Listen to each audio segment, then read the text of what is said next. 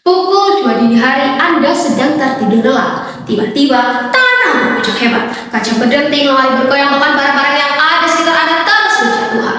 Dalam gelap dan kepanikan, ratusan orang yang ada di sekitar Anda terus berlarian dan berteriak tanpa arah. Detik itu hanya ada hitungan detik aja untuk menentukan siapa yang selamat dan siapa yang tidak selamat. Pertanyaan nanti bukan seberapa besar gempa itu terjadi. Pertanyaannya adalah siapa kita dan siapa kebijakan yang akan melindungi kita. Assalamualaikum warahmatullahi wabarakatuh. Perkenalkan, nama saya Irama Hidayah, mahasiswa S1 Ilmu Keperawatan Universitas Gresik.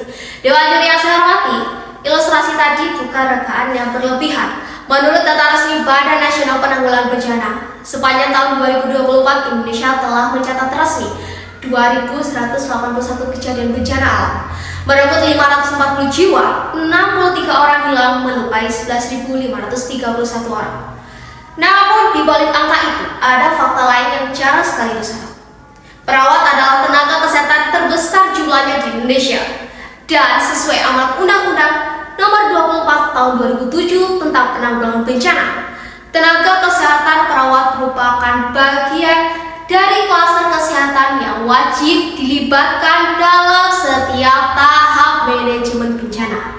Artinya, secara regulatif perawat duduk dalam forum perumusan kebijakan kebencanaan, mulai dari rapat koordinasi kesehatan hingga penyusunan rencana penanggulangan bencana bersama BPBD.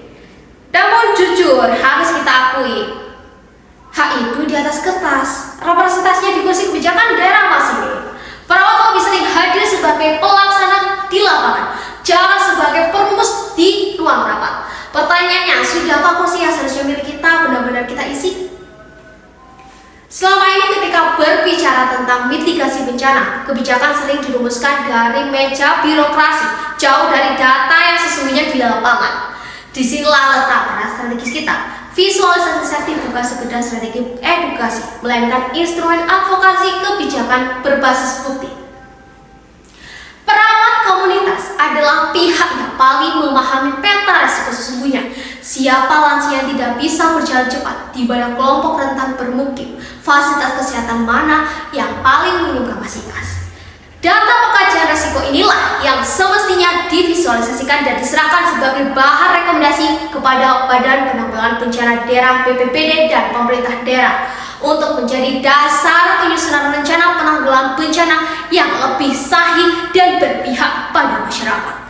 Ketika bencana skala besar melanda, ada golden period, jeda waktu sebelum bantuan profesional tiba, di mana masyarakat harus bertahan secara mandiri. Di titik inilah perawat bertransformasi dari pemberi asuhan menjadi perumus kebijakan, menyusun SOP evakuasi kelompok rentan berbasis bukti klinis, standar dukungan psikologis awal hingga kurikulum kesiapsiagaan visual yang diusulkan menjadi kebijakan wajib di tingkat kabupaten, kecamatan, hingga desa.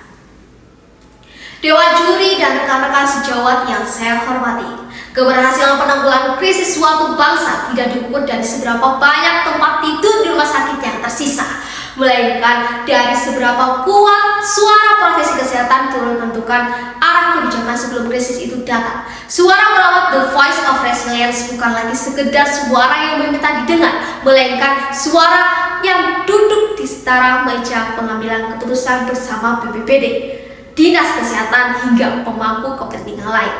Merumuskan kebijakan manajemen bencana berbasis bukti dan berpihak pada masyarakat, menyelamatkan satu nyawa di ruang gawat darurat adalah tugas mulia seorang perawat. Namun, turut merumuskan kebijakan melindungi jutaan nyawa sebelum bencana itu terjadi adalah bentuk kepemimpinan sejati, mengubah posisi pinggiran menjadi posisi penentu.